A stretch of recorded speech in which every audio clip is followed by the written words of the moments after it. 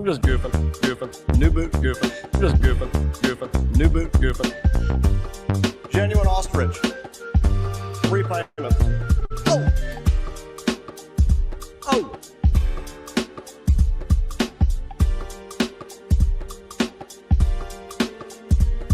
I'm just goofing, goofing, new boot goofing. I'm just goofing, goofing, new boot goofing. Genuine ostrich. 3 payments. Oh!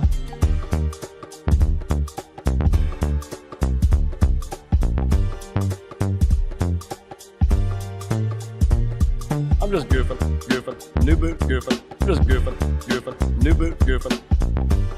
Genuine ostrich. 3 payments. I'm just goofing, goofing, new boot goofing. I'm just goofing, goofing, new boot goofing. Genuine ostrich. 3 payments. Oh! Oh! Oh!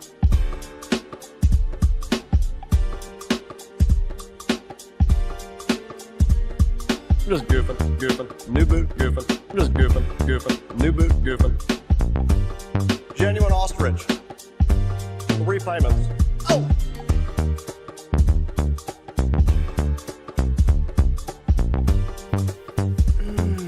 Hello, hello. Oh! Oh! Oh! Oh! This is New Boot Goofin.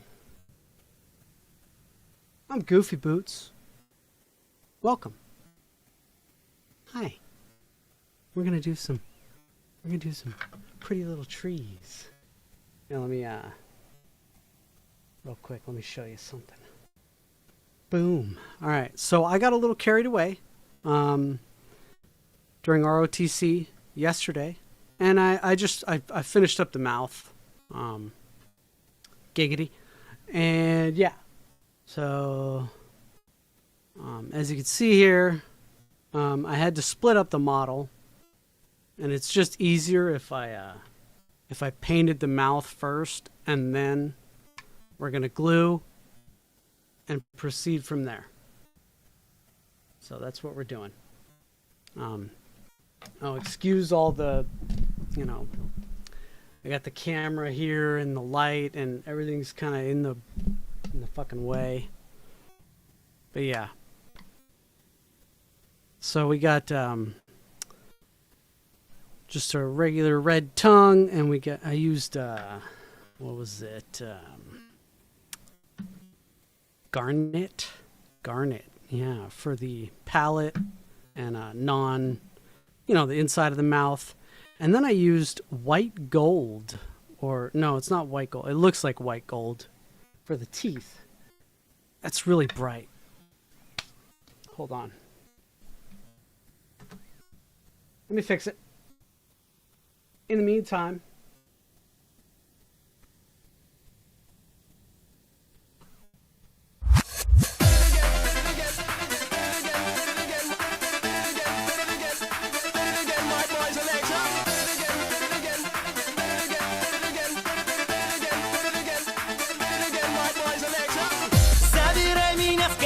увози за 100 морей и целуй меня везде. 18 мне уже. Забирай меня скорей, увози за 100 морей и целуй меня везде. Я ведь взрослая уже. Забирай меня скорей, увози за 100 морей и целуй меня везде. 18 мне уже. Забирай меня скорей, увози за 100 морей и целуй меня везде. Я ведь взрослая уже. Ты сегодня взрослее стала, и учебу ты прогуляла, собрала всех своих подружек. Ну а как же я, ведь день рождения у тебя. Знаю, ты меня не забудешь. Я приду, меня зацелуешь, но поцелуев твоих мне мало. Я хочу, чтоб ты сказала: забирай меня скорей, увози за 100 морей и целуй меня везде. 18 мне уже. Забирай меня скорей, увози за 100 морей и целуй меня везде. Я ведь взрослая уже.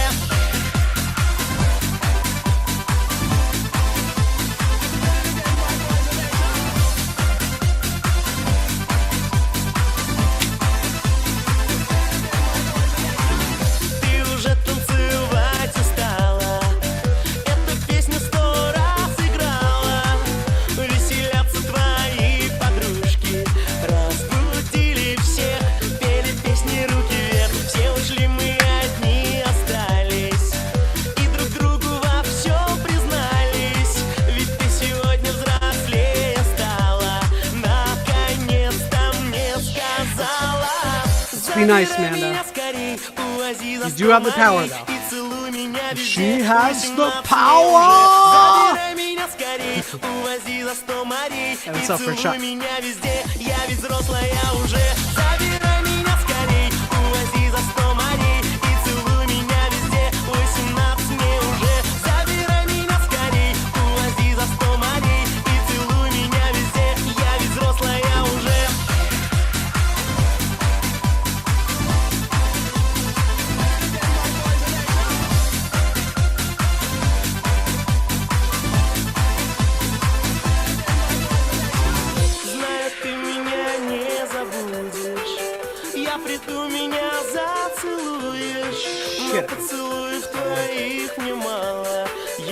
Чтоб ты мне прошептала.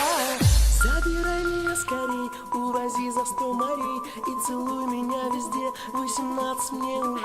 Забирай меня скорей, увози за 100 морей и целуй меня везде, 18 мне уже. Забирай меня скорей, увози за 100 морей и целуй меня везде, 18 мне уже. Забирай меня скорей, увози за 100 морей и целуй меня везде, я ведь взрослая уже.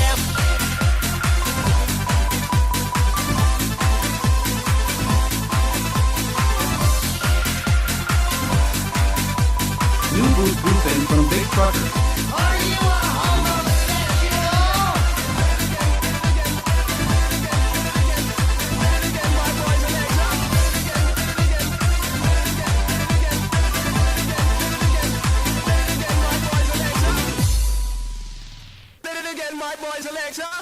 Shout out Big B Trucker coming in with a dono here. Let me red fresh.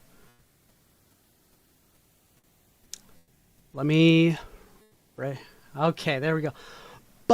Big B Trucker, bonk me. I deserve the bonking. Okay. Amanda, don't get carried away. I entrusted you with the power.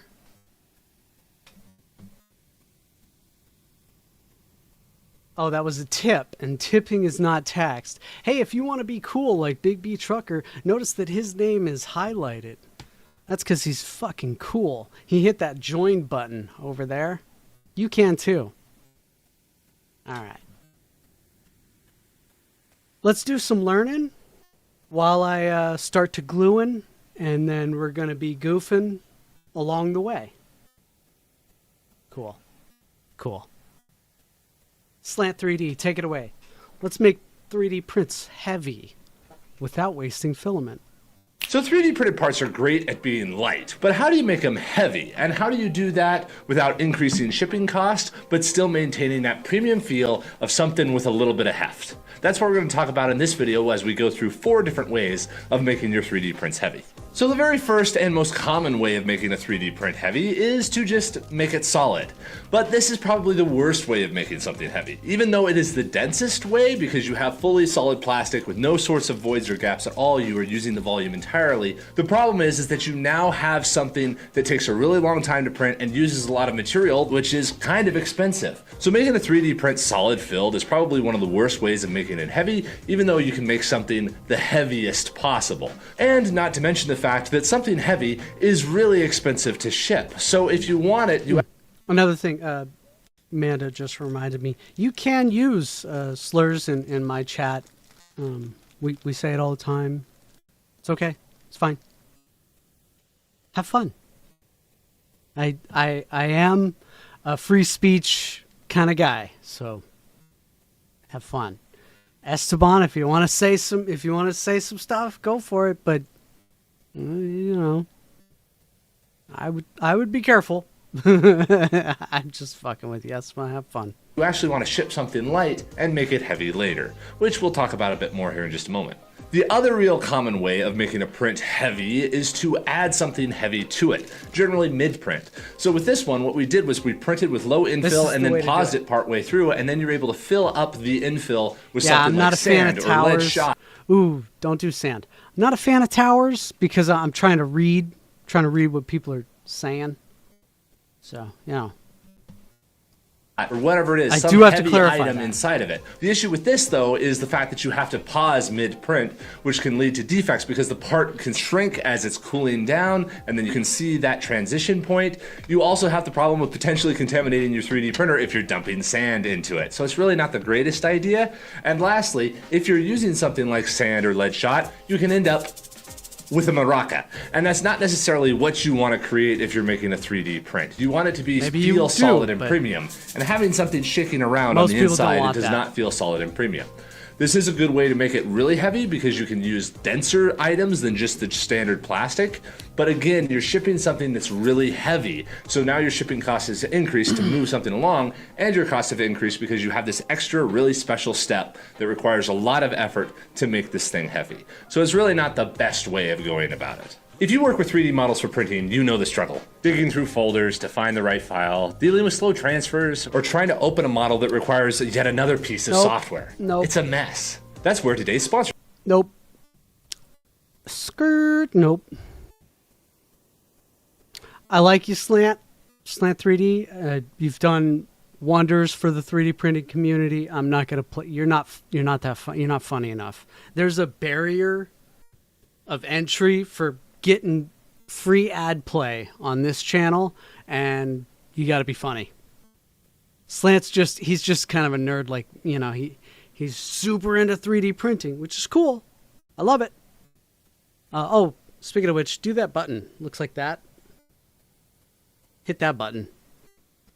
But yeah, you got to be funny, and then I'll play your ad for sure. Blueberry AI today and take the hassle out of managing your 3D files. But let's now go to option number 3 of 4 and look at this one. This guy has a very interesting kind of feature because he is printed with default settings. It could be printed with any settings that are available. Doesn't need any special stoppage. And quite frankly, weighs less than a pound instantly without ever having any sort of issues. But his secret is this and this. This is a custom template to where you can just remove a negative from inside of your part, and then you can have an external piece that is printed that fits that negative so that this can be filled with sand or ball bearings or whatever it was and packed tight. That's and then the way to slid do into it. the bottom and screwed in. another But way to this do it. template is actually available through our files down in the links down below so that you can take any model you have, subtract this template of threads and cylinder and that kind of stuff, and know that the dimensions are just right. Now, while this has threads, you don't really need it. You can actually design this to be a press fit to where the layers will just interlock, and you shove that in there as far as you can go, and it won't come back out. So no glue is necessary so long as your tolerances are good. But again, you don't really want to rely on tolerances, so do design some sort of retaining feature like threads into these types of parts. And that way, you're able to have a part that can be shipped dry, just like this, and then your users could fill it up with sand and gravel to make it heavy. Or you can have it pre-filled and the final item assembled and be done so that you can create something heavy to be shipped to the customer. But there's one final way of doing this that almost nobody ever uses because it's just really obvious and folks don't really realize it, but it's the most affordable and least effort. If you take this concept of the internal channel that's subtracted and some external container, you don't need the external 3D printed container. This is kind of an expensive part to add into your stuff. So why not just use an external part? Inside of Teleport, we have third-party parts that you can include. Real quick, I'm just sorry. A little off topic. Jameson wrote, at least be as funny as Internet Historian to get ad play on this channel. Did you catch the latest conspiracy video? I have not seen it yet, and I just want to ask before I spend the time to watch it because New Boot Goofin from Amanda. Are you Damn it, a Amanda. homosexual? Are you a homosexual? I know you're not.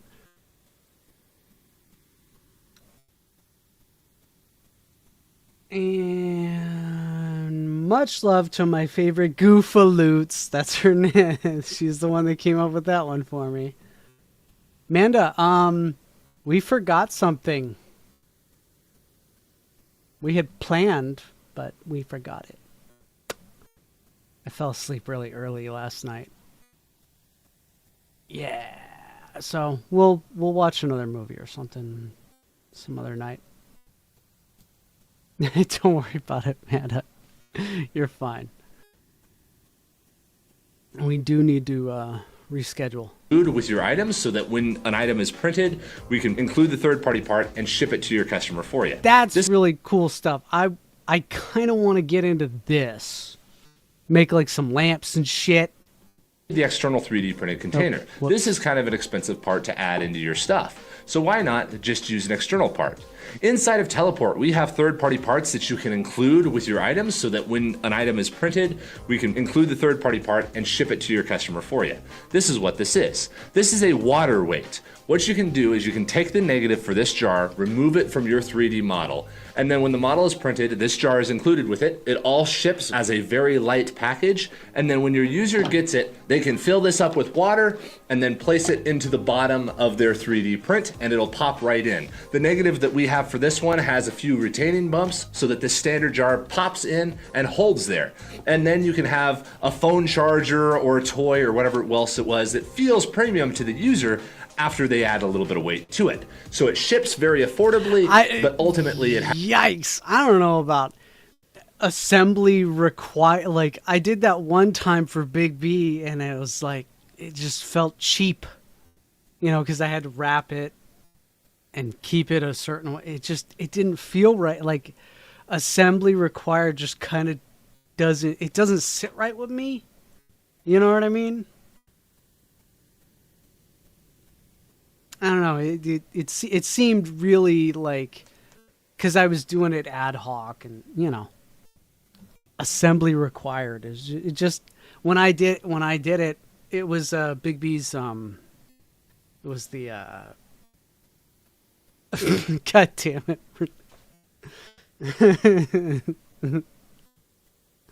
That's the weirdest shit. Why would I love when you separate. Sometimes when you separate, like when you put what people say in a vacuum, like that, it's funny. I don't know. I just don't see asking the end user to do that. It just doesn't. It seems cheap, even though you're trying to add weight, and like the guy said, you know, you're trying to legitimize it. You know what I mean? Roxy, thank you. It was Roxy that I printed for him, and I, you know, it was the pieces, but it was like ball joints, you know, the shoulders and the legs, and that was it. He didn't have to put it all together himself, but it felt I didn't like it. Has a really nice final customer experience that is really easy to get set up, and they don't have to find gravel or whatever else it was because everybody has access to water. So this is probably the best way of adding water weight. All the other ways have their places. Solid infill is best if you really need just something super dense and have full control of slicer settings. It's fine for smaller sorts of parts, but radically increases cost. You can use sand and pauses in order to add weight to the print, but now you're dealing with a very special sort of process. You can create external inserts that can be pre-filled and then put inside of it, or you can use actual third-party parts in order to add weight later on. The third-party parts are generally the best because you can ship something really light, but then have something really heavy on the other side, so that your customer gets a premium heavy part and you don't have to pay for premium shipping. Over in Teleport, you can connect your Etsy store, eBay store, whatever your e-commerce site may be, directly into our giant print farms. Whenever you get an order, we will print and ship that. He still sells shit. I get it. He's running a 3D print farm. I'm selling shit as well. Well, I mean, this one's actually free, but others, you know, it's like, that's one thing. That's another thing about us 3D printing freaks, us 3D printing fagoots, is that we're always selling something.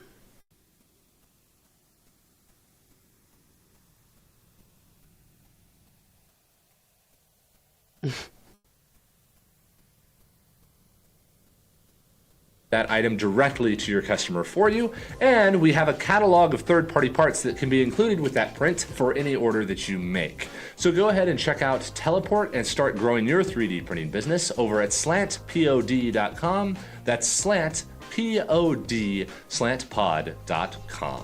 Have a great day, everybody. All right, good for you, dude. Music time.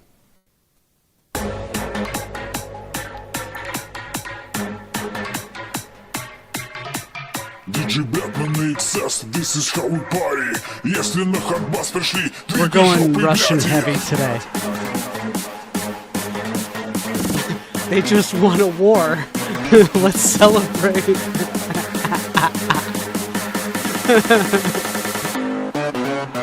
Бабушка стреляла метко из калаша. От Москвы до Берлина круче ППШ. Дедушка мне говорил, тёлок бабки блажь. Все это тебе, внучок, может дать калаш.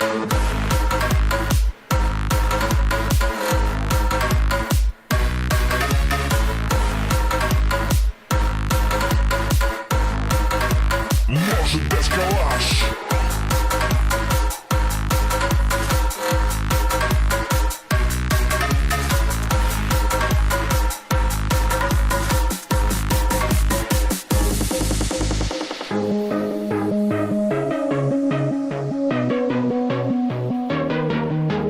Kalashnikov 47, 47, 47. Kalashnikov 47, 47, 47. Kalashnikov 47, 47, 47. Kalashnikov 47,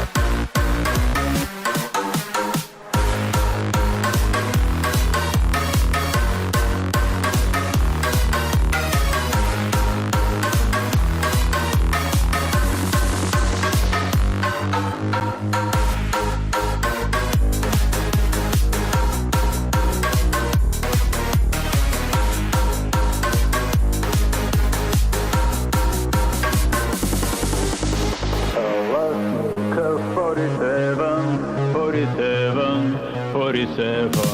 Kalashnikov 47, 47, 47. Kalashnikov 47, 47, 47. A thousandth of an inch tolerance where it moves around from side to side. Kalashnikov 47, 47, 47.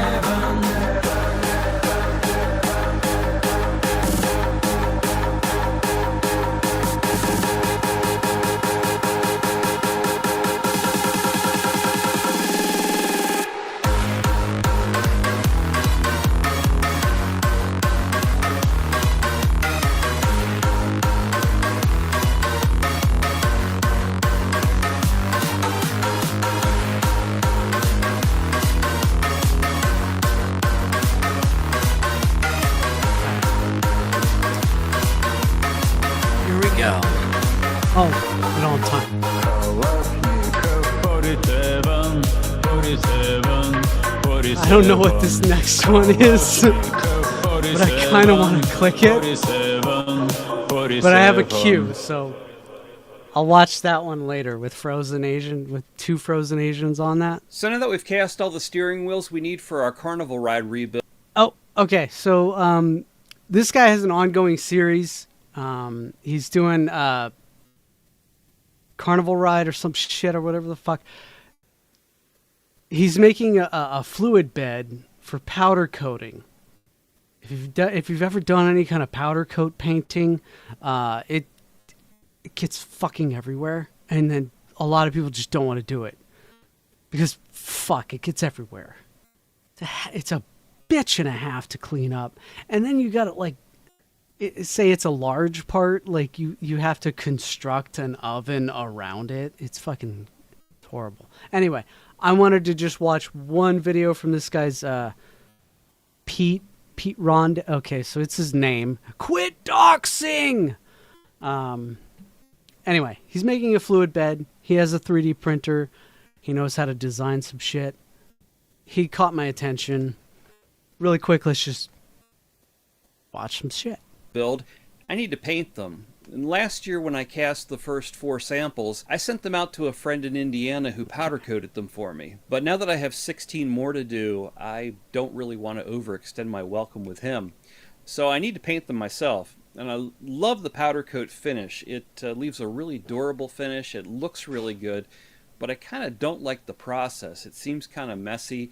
It seems like more powder ends up on the floor and in the filters of the paint booth than you actually get on the part. And I started to see some videos where people were dipping parts in these churning vats of powder, and with a little research I learned that it's called a fluidized bed. Of the examples I've seen a bunch of really small examples where people are dipping fishing jigs in small little PVC containers they made. Or I saw these big industrial applications where they're dipping huge gates and things like that. But I haven't seen many examples where people are dipping parts of this size. So I'm going to try to design a fluidized bed that I can use to dip these steering wheels. So my idea here is to create a 3D printed cylinder with a chamber at the bottom, which will release air into the powder through a number of evenly spaced holes. This part is going to max out my Ender 3 printer's capabilities, almost completely filling the print bed. So I've had really good luck 3D printing over the years, and I've never had a nozzle clog until last night while trying to print this. And fortunately, I caught it right when it happened. I tried to recover, I tried to pull the filament and see if I could get it flowing again. I could not, so I just shut it down. Definitely clogged there. All right, so I can already tell this is the stock hot end. I could just, I wasn't even looking. I kind of heard him, and I can already tell, like, this is the stock hot end. The PTFE tubing that feeds the filament into the top there, for the stock Ender 3, that tubing goes too far down. It's a design flaw in the early Mark 8 hot ends. And then the PTFE tubing melts, and then you get a clogged nozzle. Yeah, Jess. I never get a clogged nozzle. That shit's fucking. All right. So I got one hand now that is tied up and just holding this together now. Yeah, cool. So yeah, that's how that goes. You could just get an all metal brand new Mark 8 hot end that has a an all metal heat break, and that doesn't feed the PTFE tubing all the way down into the fucking hot end there and right up against the heat break. So there you go. Hey, good. That's cool. That's good, Big B. I mean, if you don't have the time for it, which, I mean, most people don't, 3D printing's, there's a learning curve to it. So that's perfectly fine, man. I love that you're donating it to somebody who's probably, or a couple of kids who are probably going to get the most out of it. That's pretty cool, man. I'm going to turn it on and heat it up. I suspect it's probably degradation of this PTFE tubing. Well, it wasn't a simple fix. We've got it all torn apart. The PTFE tube is stuck in the heat break, so we're putting a new heat break in. New nozzle it's magic. Reassemble it. I've got a new PTFE tube we can use, and we'll be back in operation. All right, time to see if we can recover. I've been letting this heat up here. It's 95 inside the chamber. And I have created a new version of the program that starts at 3 millimeters, which is where we left off. Okay. Bad idea. Okay, everything this guy did is probably a bad idea. This is going to fail. And it's going to fail right there at that layer. Mainly because the part was being printed. He stopped it. It cooled down. And then he's starting it again. And I love how he was trying to do it. Like he set up the part height he did an offset 3 millimeters up so that it'll just start printing right there.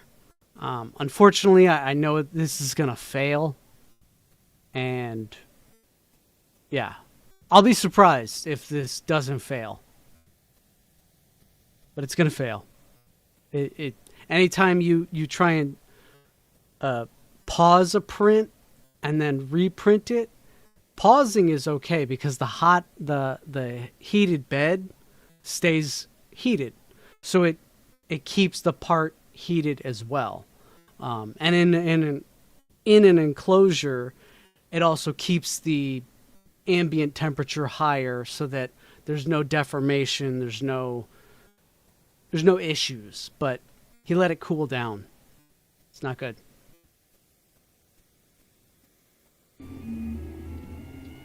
This machine has been running for years without any maintenance, really.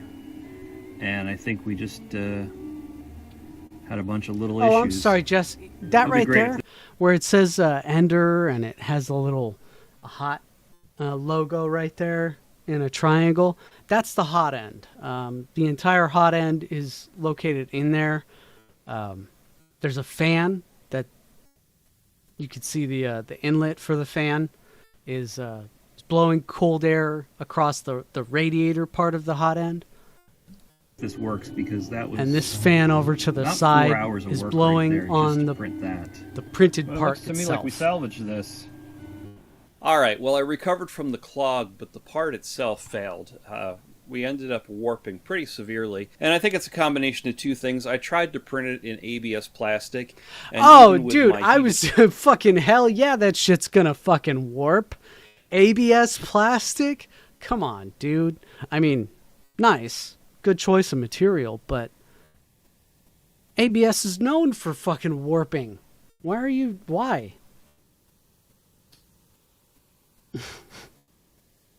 Oh, okay. Jess, I can't tell inflection on text. All right? Jesus. Build chamber, it's still warped, and I think that's due in part to the geometry of the part. Everything was going fine up until this upper layer started to print in here, and I believe when it printed, it contracted, and it pulled the whole part in on itself and shout out folded it to up. Dragon Ruby and Snarl I have Barkley hope that this idea is still following. going to work. I'm going to try to print it out of a different type of plastic. We're going to go with PLA, which is much less susceptible to warping, and see if we can get a good part.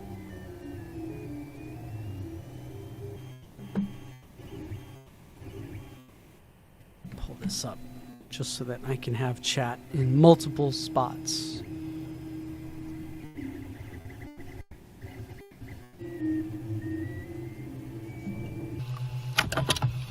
We're going to use a coffee filter in the bottom to prevent the powder from filling up the lower chamber, so I need to create a ring to hold the filter in place. Definitely need to let this cool down, I believe. All right.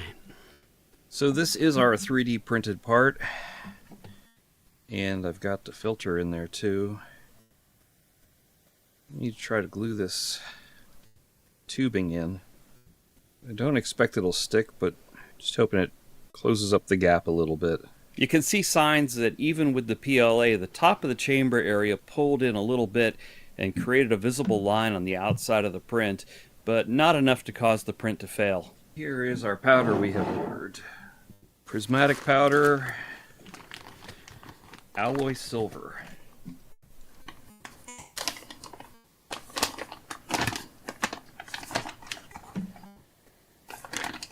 Now, does it fluidize is the question. Plug in our little pump here. This is just a little aquarium pump.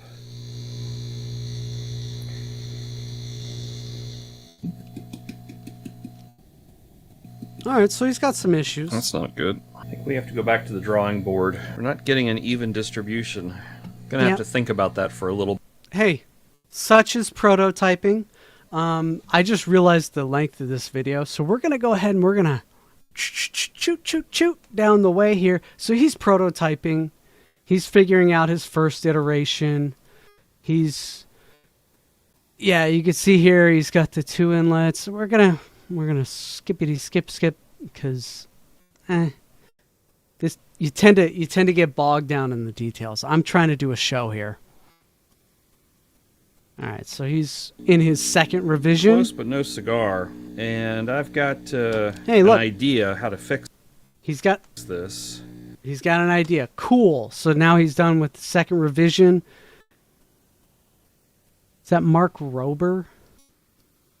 Video from about 7 years ago, where he Mark Rober video from Yeah. about 7. So now he's looking at the Mark Rober video about liquefaction. It's the same principle. All right. Skippity skip skip skip skip. Oh, cool. So he's trying to... Okay, I think I know what he's trying to do here. He's trying to do multiple inlets so that he can control the zones of how much air is coming out. Cool. Neat. We're about halfway through the video, which makes me think that... Oh, wow. Did he have a... Oh, cool. He's using a little... I forgot the name of the tool here. The following day. So I'm just running this pin vise through all these holes. Thanks, And I dude. think there's- Pin vise. Awesome. So he's just making sure the holes are even, because with airflow, obviously, with 3D printing, if you're not absolutely perfect, you're not going to make perfect airflow holes.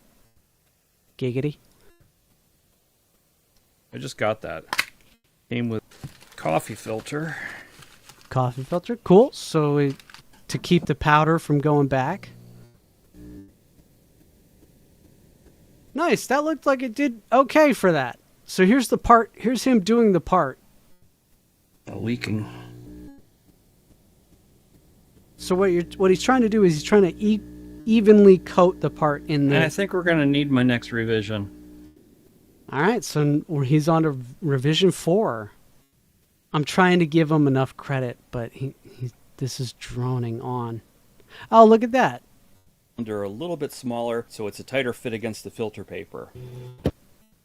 He did it so that it's all on one side now. It all hooks in on just the one side instead of having to put hoses on every single corner like he did the last time. Corner. It's a fucking circle, Goofy. Against the filter paper. The latest version. 5 hours and 34 minutes. All right.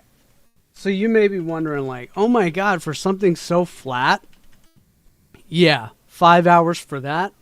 That's actually pretty good. Some of you guys think that 3D printing is very fast. It's great.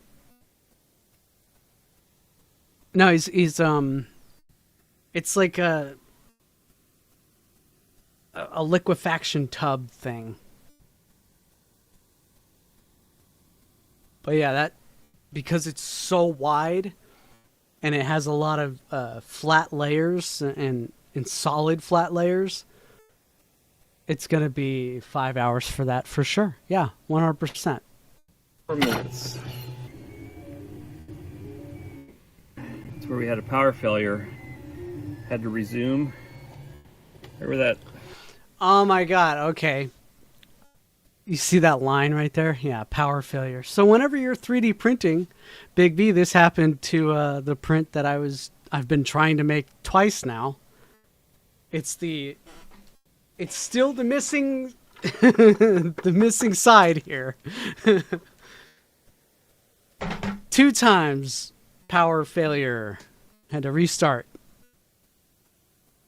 Damn it. Where that loop is. Alright, there's our last piece, and I have no idea how long it took. I'm thoroughly glued. All right, let's look through. I think that looks. All right, he's gluing it. And Good for cracked you, all the dude. work we did at holes. It's just gonna. This guy's glue the dragging on and on and on. It float. When you get these plumes of powder, it's called channeling, and that's not really what we're going for. It's quite a balancing act trying to get the right amount of air for the powder. We can do more powder. We can dial back our pressure a little bit here.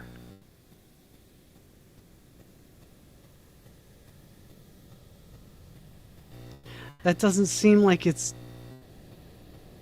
I think that's going to work. So how are we going to make this work when we don't? I don't know, man.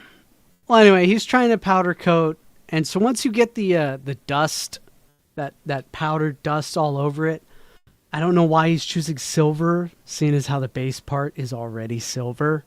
Whatever, though. That's cool. You want to do you, man. You bake it. So after you're done putting the paint powder on it, hey, Kabuki Tut, what's up, man? You bake it for, I don't know, however long the powder requires, and then it usually ends in a Starting to look. a nice glossy finish. Yep, he's got it nice and hot. He gets it coated, and it goes right back in the oven again.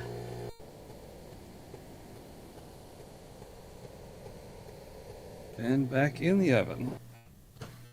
And so I want him to show the fucking... Baked at 400 degrees for 10 minutes. So it's not in the oven for 10 minutes. It means that the surface temperature has to get up to 400 degrees for 10 minutes. And with this small oven, it seems like it usually takes about 10 minutes to get up to temperature, and then the next 10 minutes to actually bake at that temperature. So a 20-minute cycle usually does it. So imagine if you're doing a larger part, you're going to need a larger oven. All right, I think we're good here. You get to a part where these toaster ovens and stuff, you're gonna have to actually get like laboratory grade ovens, and then what's too big for the amount of money you're willing to put into it. That's why a lot of people don't powder coat, is because it's so prohibitively expensive, and the time and the cost and the fucking mess, all that fucking he spent all that time just 3D printing something so that he can semi-contain the dust. I mean, hey, if you want a powder coat, cool, man. All right, enough of this. Let's do some music. Big B has done... Jesus, man, you're like a millennium man. You've done everything. What the fuck, dude? Because, hey, slow down. Fucking driving halfway across the fucking country. Fucking working on everything. All right, dude. I get it. You're a badass. All right. I'm gonna pull this out.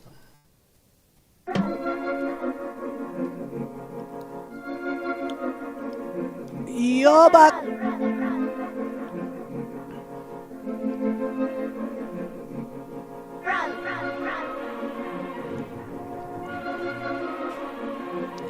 Get the run.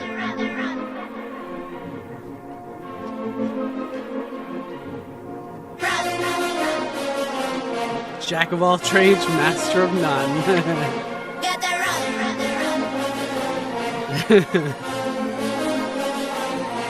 Get the run.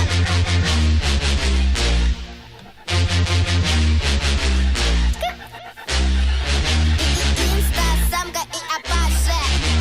Ёбок. Колеси, get the run. Make it hit, and here for fun. Колеси, let's hit and run. Make it hit, like a machine gun. Пик-пак, мой штраф, я помню штраф. Штраф, покровом, если не прав. Правда. Рука назад, ловлю фреш-блад.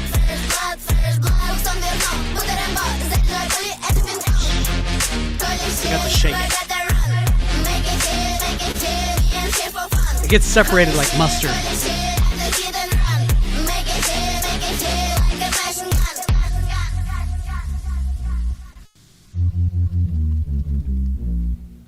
Look at a profile on her. Get the run.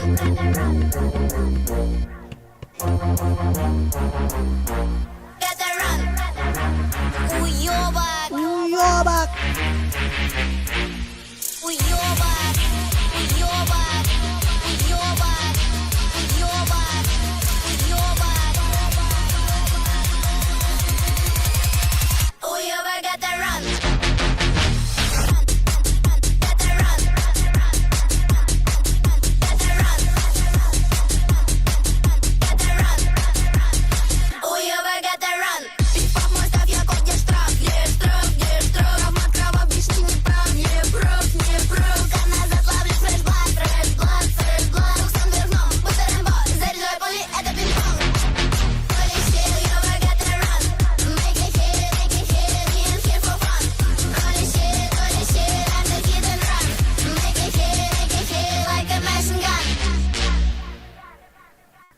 Nice. Nice. All right, what have we got next? Hey, somebody mentioned Dark 5 the other day. I think it was Familiar. Familiar likes that shit. Familiar, wake up. Wake up. Dark 5, wake up. Wake up, wake up, wake up. 5 mysteriously out of place ancient people in history. Now, some of you may have heard of some of these stories before. Please try not to ruin it for everybody else. I haven't seen this video yet, but Dark 5 tends to recycle some stories, so who knows? Maybe I will know. Ooh.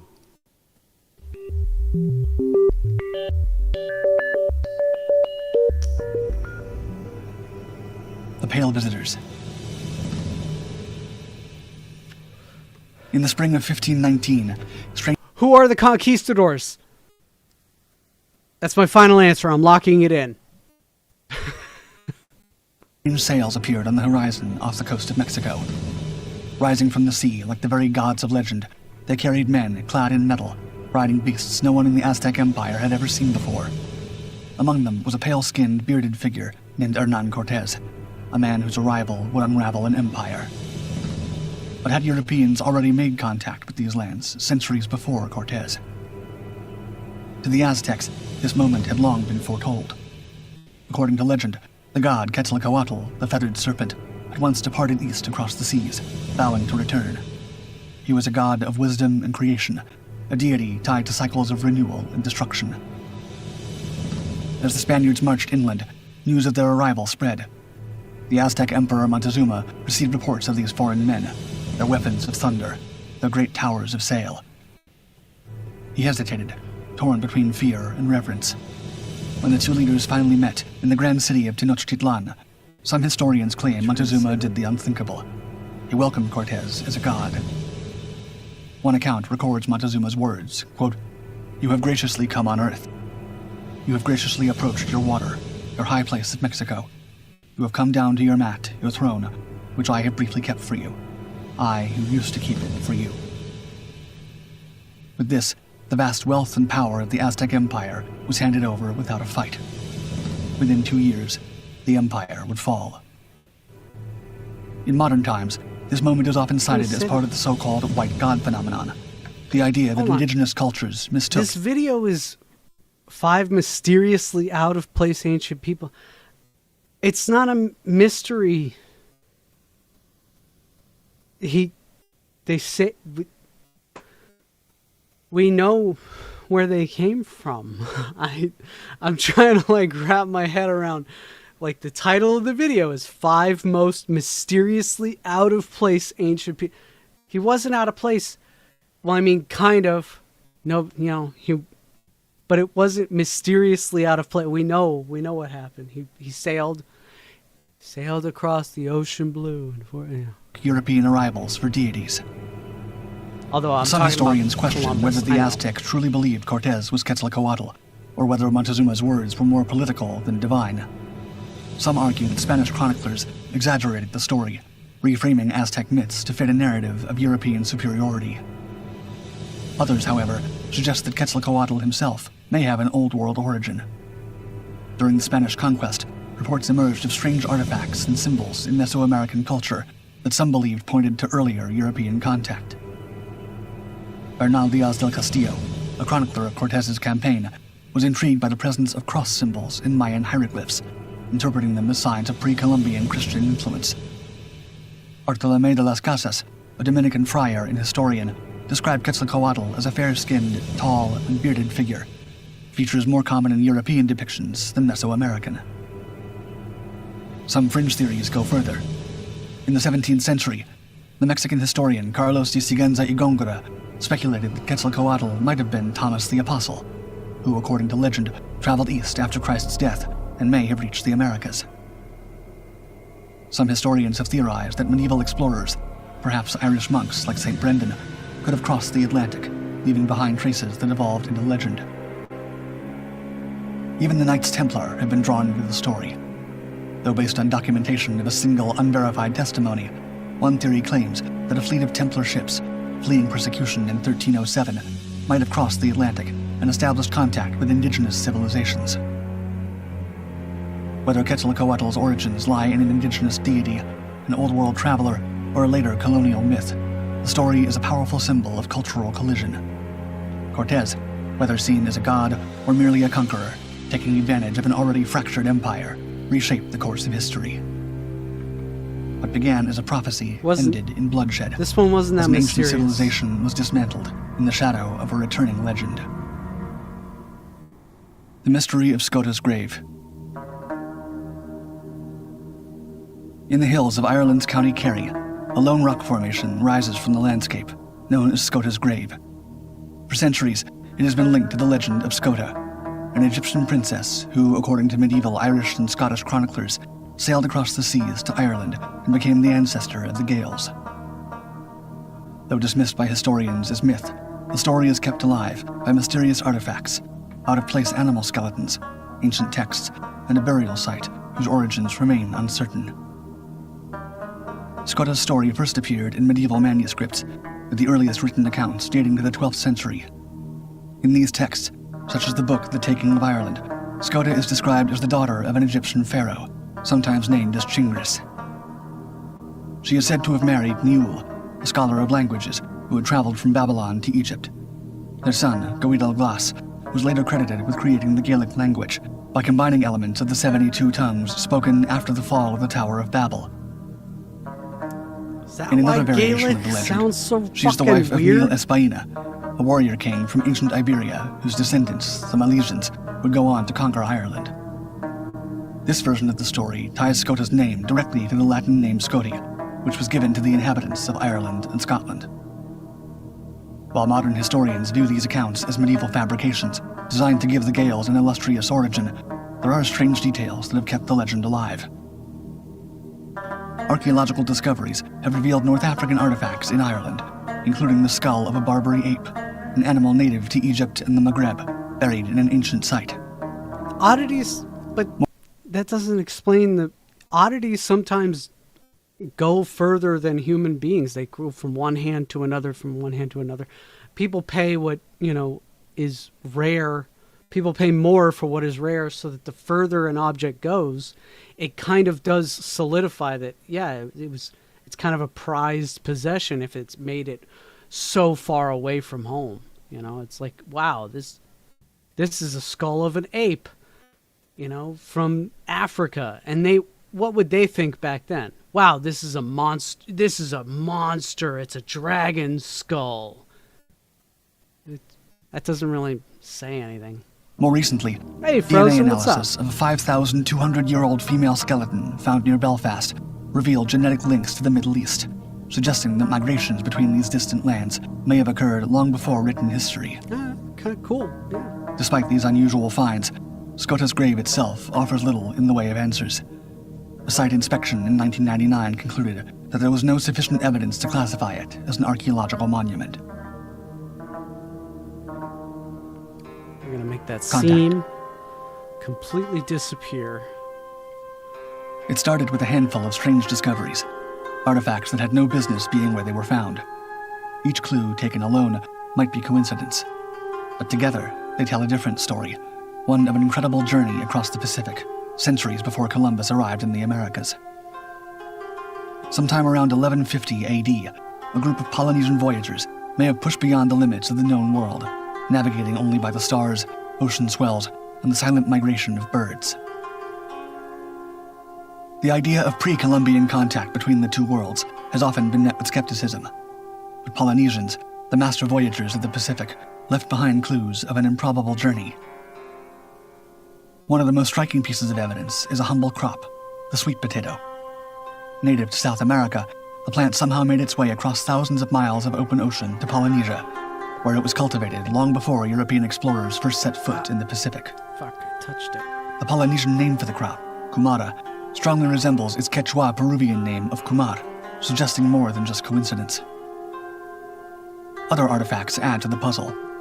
Obsidian tools found in South America match Polynesian craftsmanship, and the remains of chickens, an established food source for ancient Polynesians, have turned up in archaeological sites along the Chilean coast, a place where no native chickens should have existed.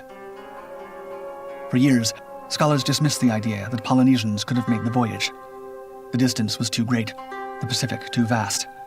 But recent studies have proven otherwise. Polynesian double-hulled canoes, engineered for endurance, were capable of traversing thousands of miles, guided by a navigation system so advanced that it could track wave patterns, wind shifts, and even the movement of clouds. Then came the final piece of evidence: DNA. Genetic studies of indigenous South American populations have revealed traces of Polynesian ancestry, while Polynesian genomes show clear signs of Native American heritage. These two civilizations, separated by an ocean, likely met and exchanged more than just goods. Hold on. We're not going to let that one go. Were We're not going to let that one go. Yes, the Nords and the Swedes sailed across the Atlantic. That's cool. You know what's bigger than the Atlantic? The Pacific. Fucking huge. You kind of got to recognize the fact that now there's like direct evidence of them doing this. These people went all the fuck around the fucking Pacific Rim. Holy shit. That's impressive. Isolated, evolving independently until European contact has been steadily unraveling. Goddamn. And if a handful of sailors could cross the Pacific 1,000 years ago, what else might history have overlooked? All right, so I'm going to have Warriors in a strange land. Okay. Real quick, I'm going to, so for those who have been following along me, with me, making this up, I glued the two halves together, and then I used, some of this, plastic wood. I used the white kind, because I usually print in white, but I have a bunch of this color because I've been printing on, Big B's commission in this. So I just printed this in this color, and it happens to also be a color of Stitch's eye there. So I used the plastic wood to hide the seam. I'll go over it with, maybe some sanding stick or, some kind of abrasive tool that I have so that, wow, look at that. It's almost the same color too. Smooth that out, flush that up, and then we'll be able to paint over that. I don't know why I say we. Hey, you're with me. You're here watching me do it. So we are going to do this together. Thank you for coming by and watching me do this. We will do this, yeah. So after that, while this is drying, I did mix up a little bit extra, but that's okay. I assume sometimes the line will start showing a little bit more, and maybe I'll need to put more in there. Cool. But while this is drying, I'm going to go ahead and start throwing some pink on the inner ears here. If you look at Stitch right next to me here, my old buddy pal, you see that the ears are pink. So we're going to go on starting that. Thank you for coming along and watching me do this and being just being a weirdo. Just goofing. All right. The streets of Constantinople shimmered with gold and marble, a city unlike anything the warriors from the north had ever seen. Towering above the crowd stood the Emperor's personal guard, men clad in heavy chainmail, their long axes resting against their broad shoulders. Look at that. That's a nice paint. These were the Varangian Guard, an elite corps sworn to defend the Byzantine Emperor at all costs. Yet among them were not native Greeks or Romans, but fair-haired warriors from lands far beyond the Empire's borders. The origins of the Varangian Guard trace back to a pivotal alliance forged in blood and politics. In 988 CE, Prince Vladimir of Kiev, seeking to solidify his rule and secure a powerful ally, sent 6,000 Norse mercenaries to Emperor Basil II in exchange for a marriage alliance with the imperial family. Of southern Russia, you mean?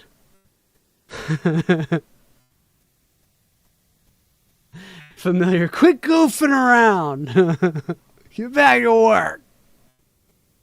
Yeah, Kiev? You mean southern Russia? Yeah. Kiev of southern Basil, Russia. embroiled in a civil war against rebellious generals, desperately needed soldiers he could trust. These men, largely of Scandinavian descent, quickly proved their worth in battle, They were helping mercenaries. Basil secure his throne. The name Varangian comes from the Old Norse word Varinjar, meaning sworn companions or mercenaries under oath. Initially, it referred to Norse traders and warriors who traveled to the east, but in Byzantium, it became synonymous with the elite force that guarded the emperor. To these warriors, Byzantium was Miklagard, the great city, a place where fortune and glory awaited those strong enough to seize it. Unlike their kin who raided the coasts of Europe, the Varangians in Constantinople found a different kind of warfare. Their discipline, honed through years of seafaring and battle, made them ideal bodyguards. Their loyalty was legendary, at least while their contract lasted.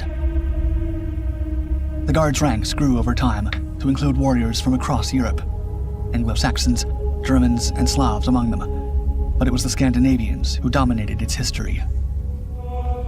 Their weapon of choice was the long-handled axe, a brutal instrument capable of cleaving through armor and shields with terrifying force. Hell yeah. On the battlefield, the Varangians were the Emperor's last line of defense, a force deployed in the most desperate moments. Their tactics combined Norse ferocity with Byzantine strategy. So, what killed the whole Nordic pride thing for me? Number one, I'm not really that much Nordic or Scandinavian. Oh, you got a trace of it too? Hell yeah. I'm Irish and Scottish, so yeah. But what killed it for me was one time I went to a shooting range, and there was this guy who, I guess he this is his first or couple first times at the range, and he kept like he would shoot around and then giggle and laugh, and then when he was done shooting a magazine that he had loaded, he would scream, "Valhalla!" You know, he was a big chubby guy, and he had a huge giant beard, and apparently it was like his fucking, it was his like identity, and he had a knot, you know, he had a tribal tattoo, but it was Scandinavian looking, you could kind of tell, and I was like, all right, you killed it for me, dude. Like, I don't like it anymore. It's not cool anymore. You fucking killed it. You killed it all. Yeah, hardcore! Lethal. They fought in wars across the empire, from the hills of Anatolia You look like to the that. battlefields of southern Italy. You look like that. You know? But it was like his, I guess it was his identity, and that's cool. You know? Some eventually returned home. That's pretty their awesome, exploits Flippy. immortalized in sagas and runestones, while others remained, drawn by the wealth and power of Constantinople. The Englishman who became a samurai. In April. Okay, are we gonna how much is this real? Is this true? Come on. We already went through the black guy being a fucking 1800, a lone storm-ravaged ship drifted into the waters off Japan's Kyushu coast. The Liefde, a Dutch trading vessel, had once sailed as part of a fleet of 5, but only it remained, its masts broken, its hull splintered. Over 2 years at sea, the crew had dwindled from 110 to just 24, most too weak to stand. Among them was an English navigator named William Adams, unaware that he was about to change the course of Japanese history. Adams had set sail in 1598 under the Dutch East India Company, seeking the riches of the Spice Islands. Dutch East India Company. If Khadid or Curb is here, you have to give them credit, because they changed the world, like, immensely. A company what became more powerful than the world's most powerful navy. It's weird. It was like the first time that happened too. It was fucking weird. But the voyage had turned disastrous. Rival fleets. Usually it was always like, you know, kings and nation states and powerful families that have joined together, and nation states, you know, would be the most powerful. And then it was the first time where it was like, oh, this isn't a nation. This isn't a nation state. This is more than that. It was a company. Beholden to no flag, but unless they felt like it, mainly to you know, the Netherlands. It was weird. Very weird. And mutinous factions had reduced the expedition to a desperate Michael fight for Cera. I kind of fuck you? Question mark? Thank you? Question mark? Michael Cera. survival.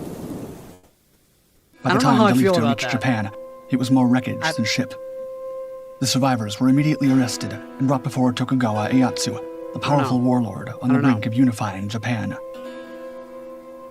Foreign traders had already reached Japan by then, but Adams was different. Unlike the Portuguese and Spanish missionaries who had introduced Christianity to Japan, he was a Protestant and had no religious agenda. Instead, he brought knowledge of shipbuilding, navigation, and European military technology. Ieyasu, eager to strengthen his navy and diminish Portuguese influence, spared Adams and made him an advisor. Over the next few years, Adams helped design Japan's first Western-style ships, enabling the country to expand its maritime presence. He introduced navigational techniques, improved coastal defenses, and became an indispensable figure at Ieyasu's court. In 1603, as Ieyasu declared himself shogun, Adams was granted an unprecedented honor, the title of Hatamoto, or direct retainer to the shogunate. With it came an estate, 80 servants, and a new name, Miura Anjin. Okay. Yeah. Technically, he would be a samurai then. He serves a leader. He has a leader who was a shogun, who had massive influence in his area. Wow.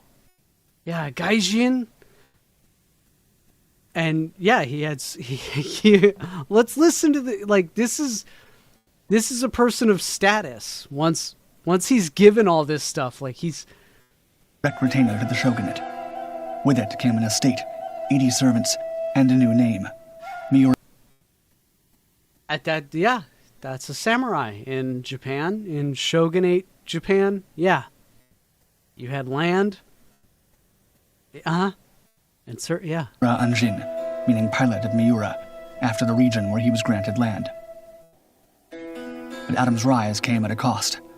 Forbidden from leaving Japan, he could never return to England. Though he eventually married a Japanese woman and had children, he remained a man between worlds. Even when English traders arrived in 1613 aboard the ship Clove, seeking to establish trade relations, Adams did not join them.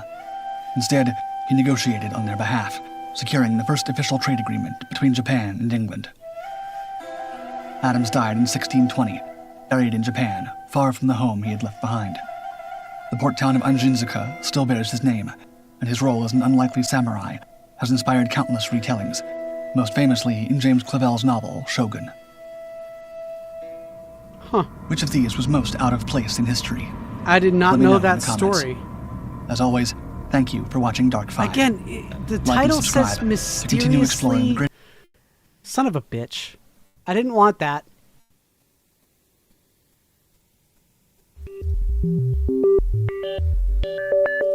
Okay, so the title was 5 Most Mysteriously Out of Place Ancient People.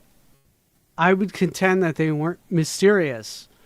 The English dude was in a shipwreck. Wasn't mysterious.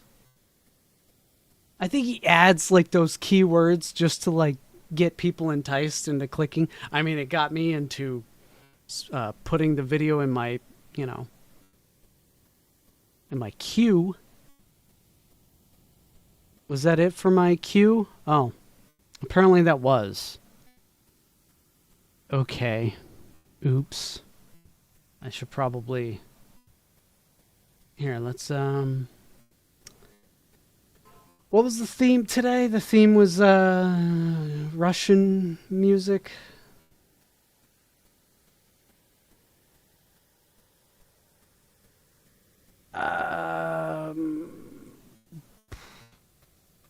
Oh, okay, here we go. I got one.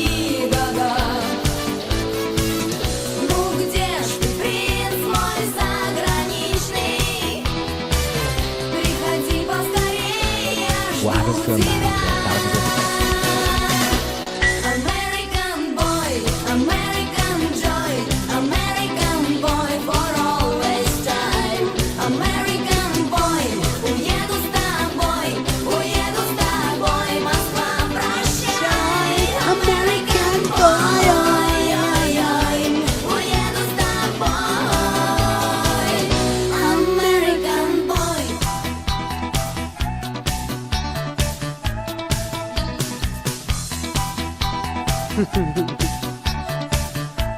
sure we got this one set up for later.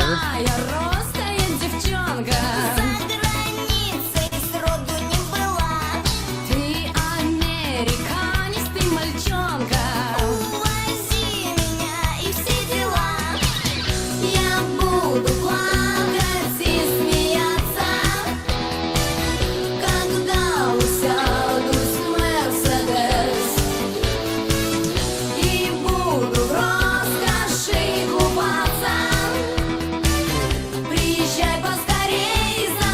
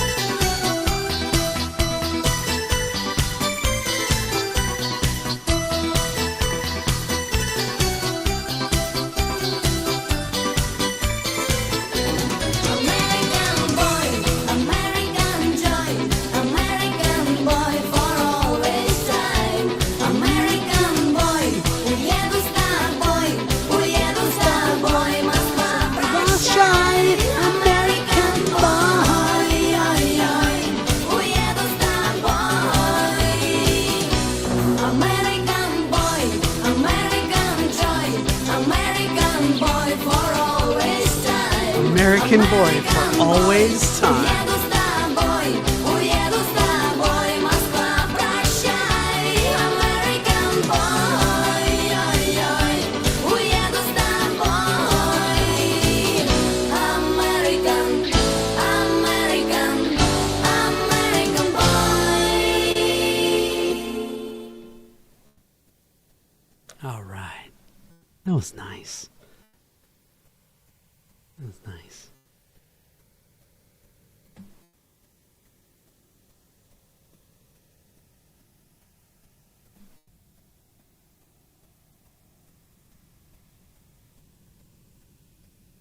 All right.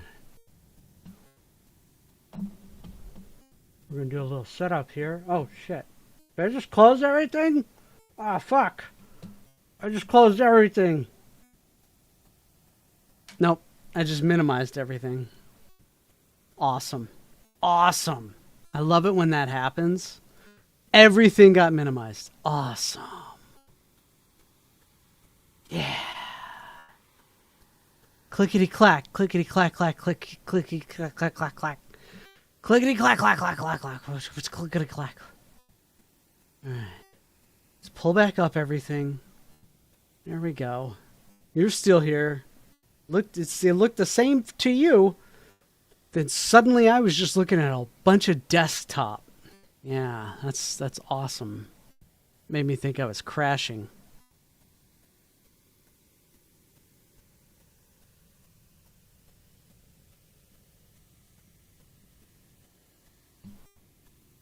Did you know that Jared Leto is a cult leader? Yeah. Yeah. What happens to a man when thousands of women start treating him like a god? Does he reject it? Does he embrace it? Or does he abuse it?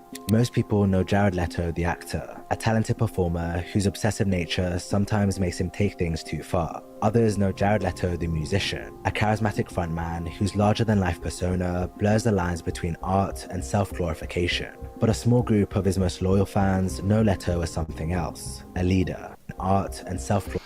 Can't break me down. Bury me.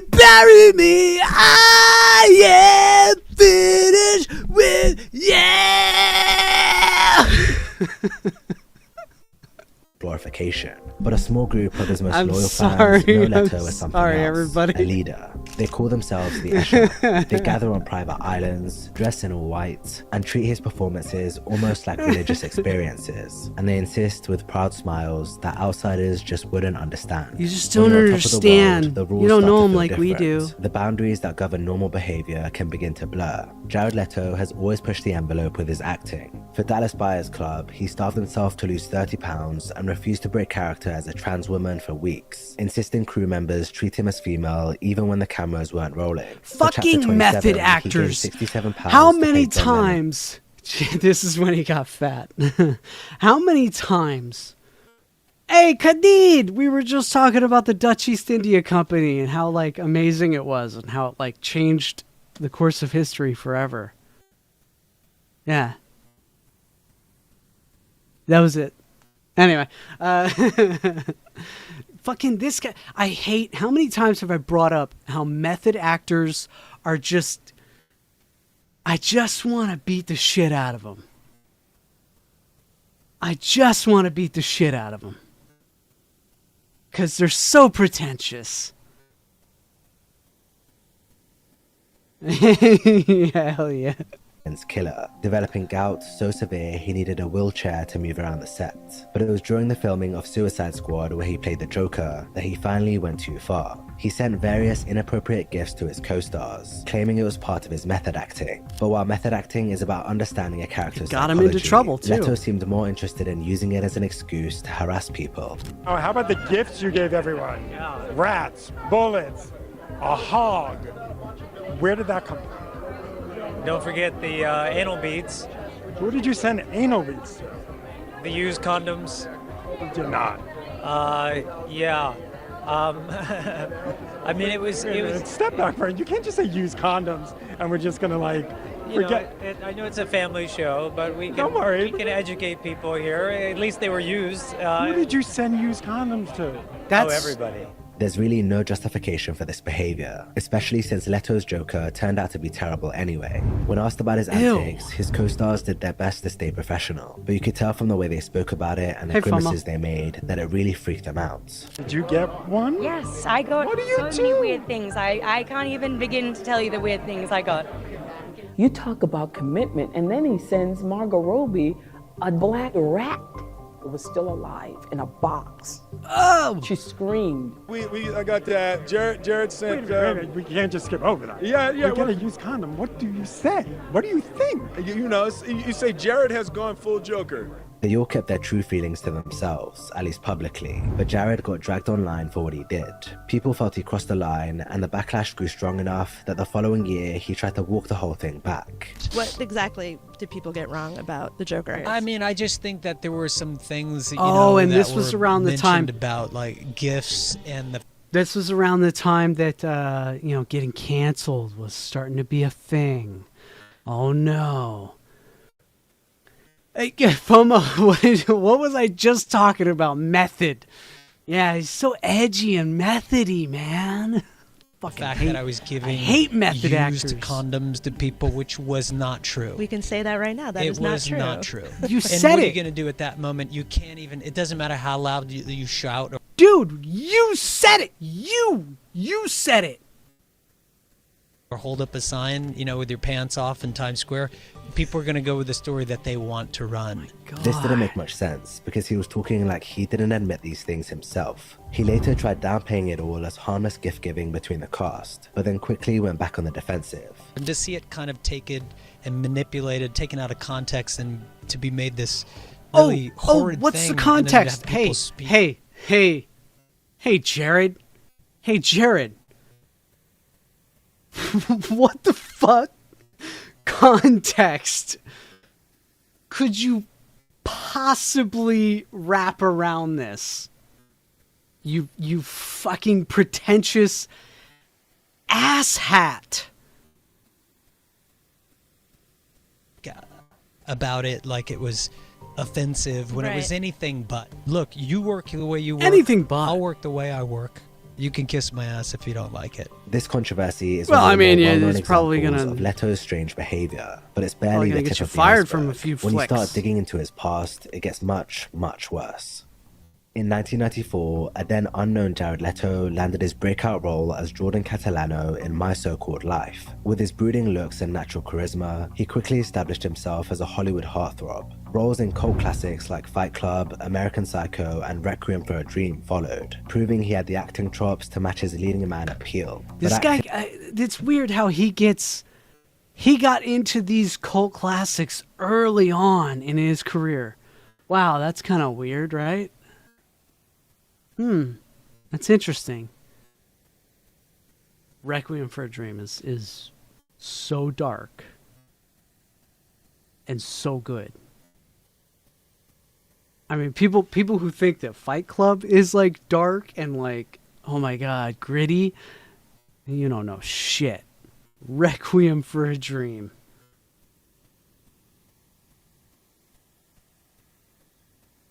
Acting wasn't enough. In 1998, in parallel with his successful run in Hollywood, Leto and his brother Shannon formed a band called 30 Seconds to Mars. What could have been dismissed as another actor's vanity project would instead become something far more significant and concerning. The band found a lot of success in the alternative rock scene. Their mix of epic rock Emo. anthems and relatable themes about struggle, love, and faith struck a chord with audiences. Emo, When yeah. The Kill Struggle, hit radio love, stations in the faith, emo. mid-2000s, Yeah. it cemented 30 Seconds to Mars' place in the alternative music world. The music video, which features an eerie and passionate performance from Leto, racked up millions of views. Two of their earlier albums went platinum, and the band's ambitions grew. Yeah, that Their one. live shows became legendary for their intensity, and the group toured endlessly, so much that they earned a Guinness World Record for the most live shows during a single album cycle. While other actors' bands What? came and went, Leto's That's kept going actually from crazy. strength to strength. He understood that music could give him something acting couldn't: direct access to adoring fans who would treat him like a king.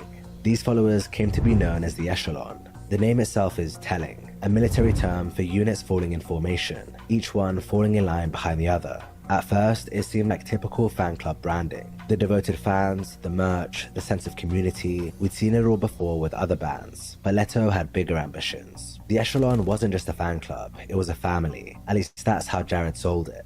Members would follow the band around the world, attending every possible show. They'd get tattoos of the band's triad symbol, share inside jokes, and defend Leto fiercely against any criticism. At one point, the band even released merchandise that said, yes, this is a cult. Played off as humor, but in hindsight, maybe it wasn't so funny. I wasn't going to ask about this, but I heard you mention it right before the interview started. You have an Echelon? What is the deal with that? It's kind of like an entourage? It's no. That's actually a name it's that perfectly fine. has been given to our most passionate fans out there.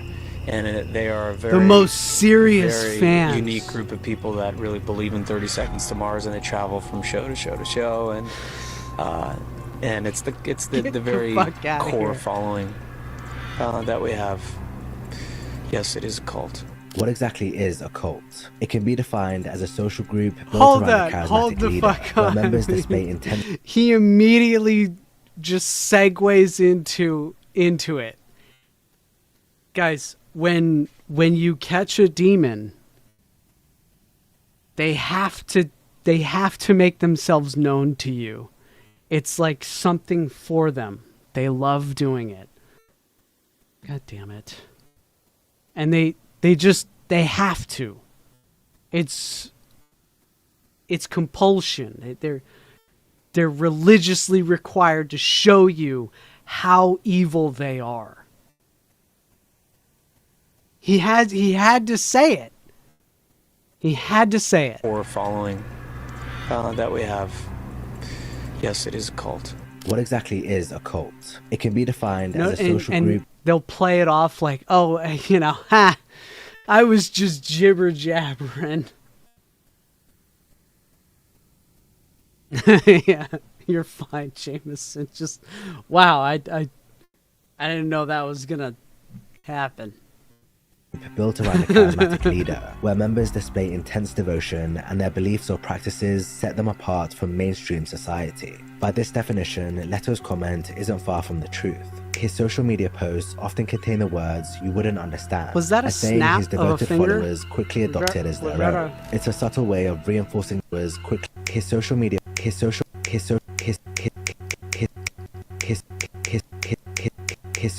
posts often contain the words you wouldn't understand. Who did I get to look at their computer or look at their It's a subtle phone? way of reinforcing the idea that they're part of something special, something outsiders couldn't possibly understand. His social media posts often contain the words you wouldn't understand, All right, as I'll saying stop. his I'll devoted stop. followers I'll stop. quickly adopted as their own. It's a subtle way of reinforcing the idea that they're part of something special, something outsiders couldn't possibly comprehend.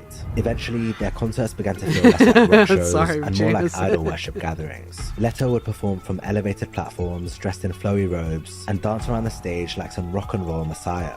He grew accustomed to his fans obsessing over him and putting him on a pedestal, and ultimately, he came to expect it. In 2011, we got a See what taste your of problem this is? when he publicly humiliated an pussy up on audience the member pedestal. for sitting down during his show. Hold on.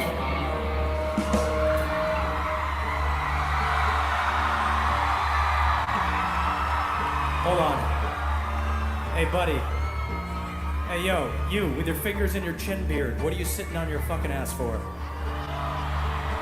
Huh? This is the 30 Seconds to Mars show, okay? If you can't stand up, you better be up off your fucking ass right now, you hear me? Does he understand what I'm saying to him right now? No, don't look behind you, I'm looking at you. Yes, you. Yes, you. Oh, thank you very much. This leads us on to Camp Mars. In 2015, That was Leto fucked created up. an experience that would bring him closer to his fans than ever before. Away from regular concerts and conventional meet and greets, he established something far more personal. A Malibu retreat where he could spend days undisturbed with his most devoted followers. Who has something like this? Who does a camp like this? No one else does. It's a really beautiful gift. to be able to do it's something a that's so unique. Packages ranged from basic tent camping to VIP experiences, each promising different levels of access to Leto himself. Outdoor activities, acoustic performances, Here comes and the group money. meditations filled the schedule. What started as a one-off event quickly became an annual tradition, but for Leto, that wasn't enough. In 2019, he took things further with Mars Island, a 3-day retreat on a private Croatian island. But we're excited about it. Looking forward to taking a dip in the sea, water sports, beautiful sunsets. I've been known to like a good sunset. The basic package started at $1,700. Yeah, and who went to the fuck- $7,200 for the VIP. I've been known to like a good sunset. Hey, Amy over on the YouTube side. Ooh, excuse me. Excuse me. Oh, you're doing cool stuff too on the. All right, yeah. We're all doing crafts. Crafts is fun. We're all just goofing on some crafts. All right. You have fun with that one, Amy. All right. Option. But if you wanted the full experience, dubbed the Phoenix package, you were required to pay an undisclosed amount. Phoenix Whoa! Isn't that a fire? Isn't that the Fire Festival version 2.0? Isn't that one of the packages too? Wow, that's very telling. Yeah, Amy Staley is on the YouTube. I wonder if I'm saying her last name correct. Amy Staley. She's on the YouTube side. I could see the chat in the Rumble studio. Apparently it's stuck on just YouTube refreshing though. Okay. Amounts. Reportedly, these VIP experiences included alone time with Leto as one of the main perks. Fans were encouraged to prove their dedication through purchasing, whether it was special merchandise, an extra night stay, or symbolic tattoos. This business model bears striking similarities to other controversial organizations. You're gonna brand yourself? Scientology, where devotion and dollars are inextricably linked. Mornings on Mars Island were filled with yoga, water sports, and other group activities, but it was the afternoons and evenings that painted a much more sinister picture. Attendees, mostly young women, would dress in all white for what looked almost like ceremonial gatherings. Everybody find a spot to lay down on the ground.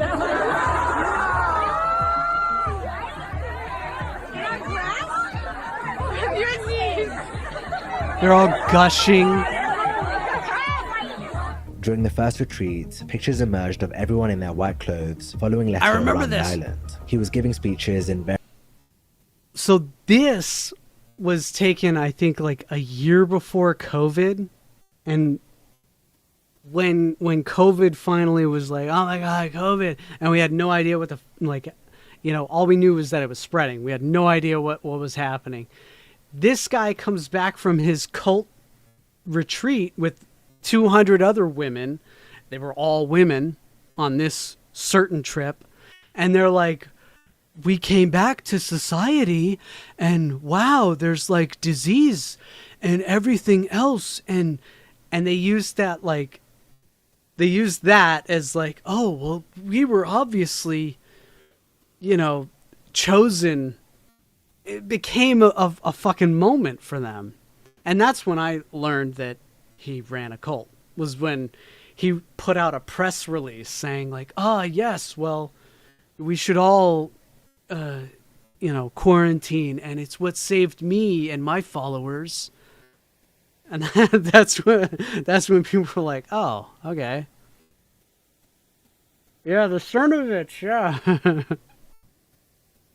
various different locations as his throng of devoted followers hung onto his every word. His brother was nowhere to be seen in most of the images that came out, but it's hardly surprising. This was never about the band. It was about building something that placed Leto firmly at the center, and this was only made more obvious by the shows they held at the retreats. The performances were dubbed the Church of Mars, 2 intimate shows where Leto appeared draped in white robes like some sort of spiritual figure. The imagery wasn't subtle, but then again, Leto has never tried to be. Since the debut of Mars Island, the retreats have continued taking place. The prices have risen, but the demand hasn't wavered. The Echelon remains as devoted as ever, but as Mars Island has grown in popularity, so have concerns about Leto's past.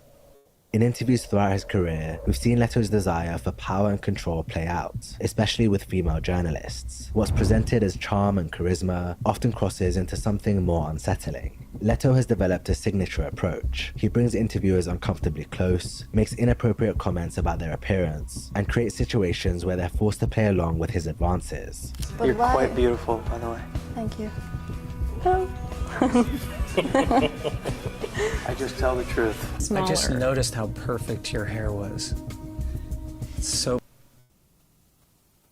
Ladies, this is part of the illusion, okay? This is part of that magic. Watch this. Hold on. Renee drops keep falling on my head.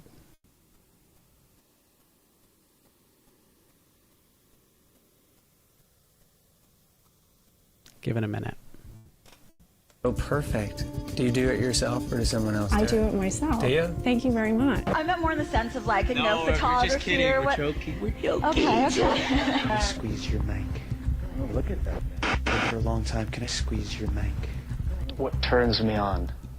I would like to answer that by asking a question. What doesn't turn me on? You know, the light is starting to hit your body in a way, and it made me notice your hair and how lovely you Turning look. the color of my shirt right But now. you have like skin poking out here, and these, a whole thing happened. Don't let go. Don't let go. That's my trick. That's my trick. Don't let go. Notice how he pushes the interactions well past the point of discomfort.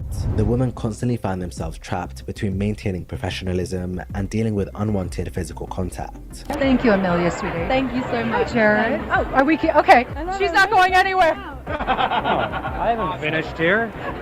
There's work yet to be done. Have you had it? Into her eyes, they're absolutely, insane. They're gold and blue and... These moments follow a pattern. Leto uses his status to create situations where women can't easily object. They're on camera trying to conduct a professional interview, while he turns the situation into something creepy and predatory. And if this is how he behaves when the cameras are rolling, you can only imagine what happens behind closed doors. Allegations of Leto's predatory behavior are documented as far back as 2005, when the New York Post published an article detailing how the then 33-year-old Leto was aggressively pursuing teenage models. According to their sources, he would book hotel suites near where young models were staying and bombard them with text messages. The article said he's been approaching all the girls and inviting them to his shows. He's a serial texter. He's constantly texting 16 and 17-year-old girls. It's really kind of creepy. These types of allegations Doctor disrespecting the age of consent. Multiple women allegedly made sexual assault allegations against him on a now deleted message board. The accusations ranged from sexual coercion to pedophilia, and many of the stories were seriously disturbing. One woman said, "I met Jared Leto when I was 17 on one of his movie sets in Brooklyn when he was turning 34. Apparently, she would often meet Leto at hotels near Gramercy Park in New York. She claimed that Leto told her to verbally tell him that she was 14 or 15, adding he was quite pushy into coercing me to do sexual acts with him, and he was quite rough and forceful." That same year, Leto did an interview where he was questioned about some sexual lyrics. I hate in the his way he song. does the snap of the fingers. About the lyrics. I just got really fucking creeped out, man.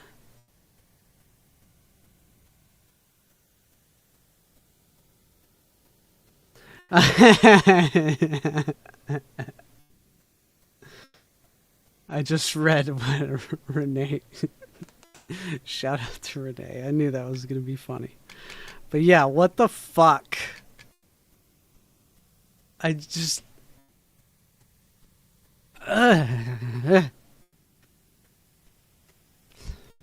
You can probably guess which lyrics I'm going to pick out of Well, Up in the Air. I don't know. Surprise me. I'll wrap my hands around your neck so tight with love, love, love.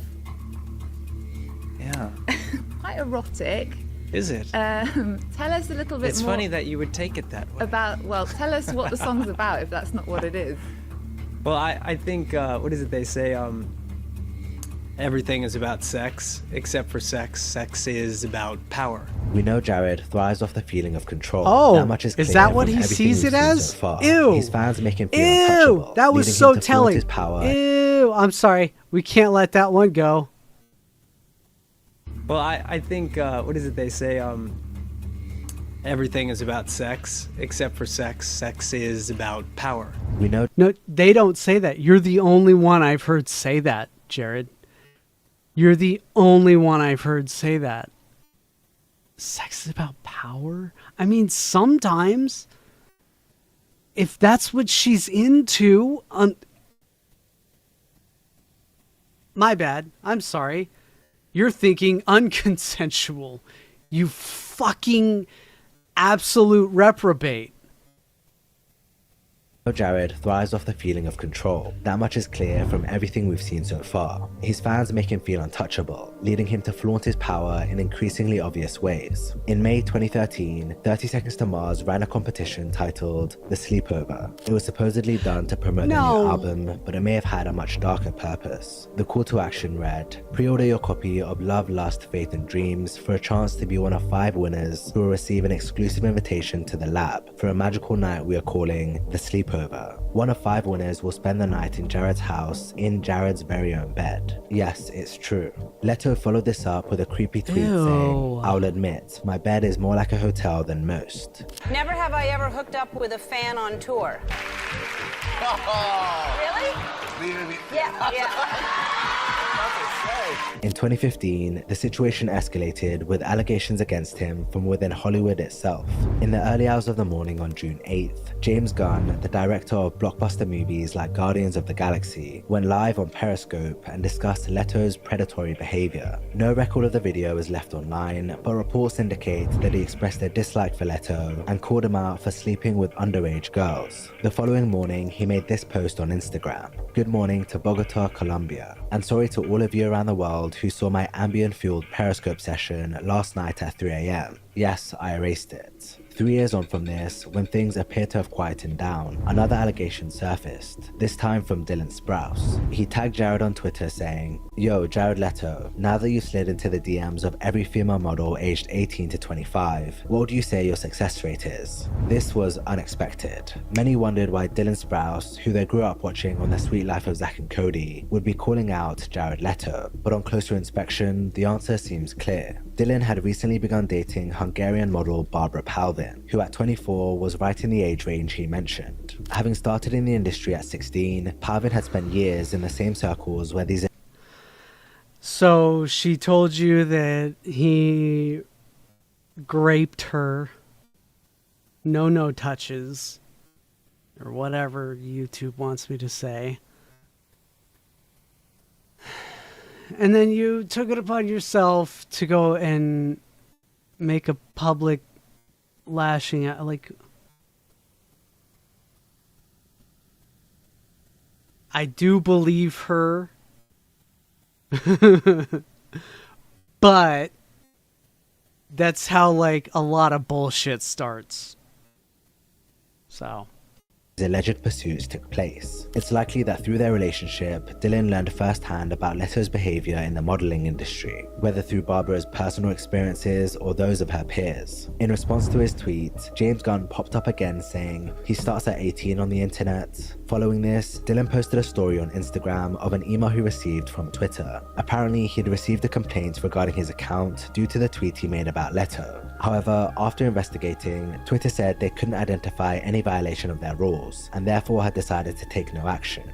Dylan's response, nice try, Satan. Despite the allegations against Leto spanning decades, his response has been complete silence. No denials, no explanations, just a noticeable absence of any comment or recognition. Yet somehow, his position in Hollywood has remained stable. He continues to land major roles in blockbuster films, while his controversial behavior gets swept under the rug. Yeah, why he is that? benefits from a system that protects him on all fronts, a devoted fan base that defends him fiercely, an industry that turns a blind eye to controversy, and a celebrity status that shields him from consequences. For a while. The echelon grows, Why did he Mars get Island sells Why did he get out movie of it? budgets get bigger, and all those allegations. They weren't okay with that shit, you know, 8 years ago, 9 years ago. I don't know. All right. Wow. That was perfect timing. Very cool. Very cool. Here, let me pull up some pull up some music here to go away to. All right. We got, I'll keep working on this, and you'll see some stuff tomorrow, maybe, hopefully, if I can go live again. All right. We'll pull up some outro music here, and we'll get to going.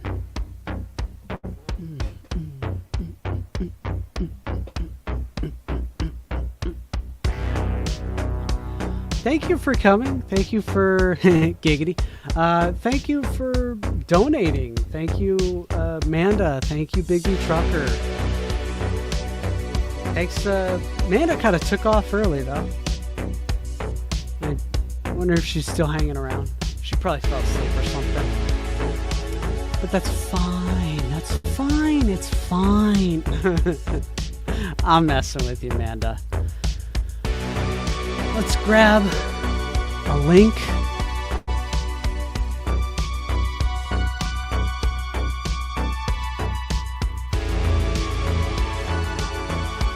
This is Calypso, White Bat Audio.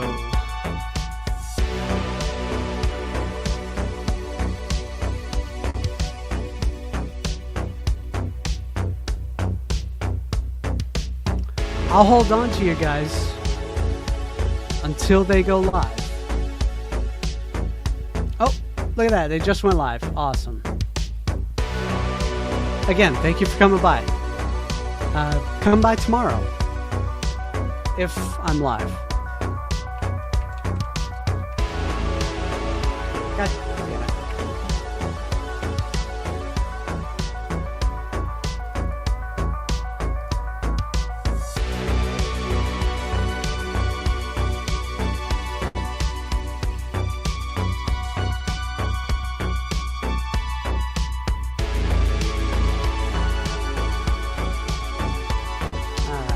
Go new Boot Goof.